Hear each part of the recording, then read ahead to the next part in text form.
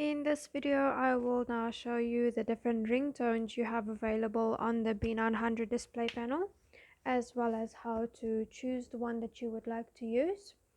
So with your remote, you will press function. When it shows fun 1, you change the 1 to a 5, and you leave the second one as a 1. You press enter. And it is currently on 7. That is the default ringtone that has been set.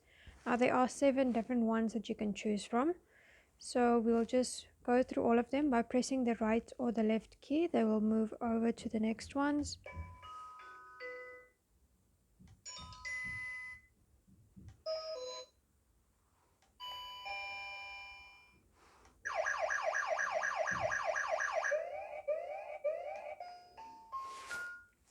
Those are the 7 different ringtones that you have available.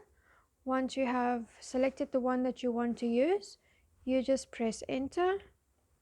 It will tell you setting success, and you have now saved that ringtone. So you can just exit by pressing the function key until you come to your home screen again. And that is how you choose your ringtone on your B900 display panel. Thank you very much for watching.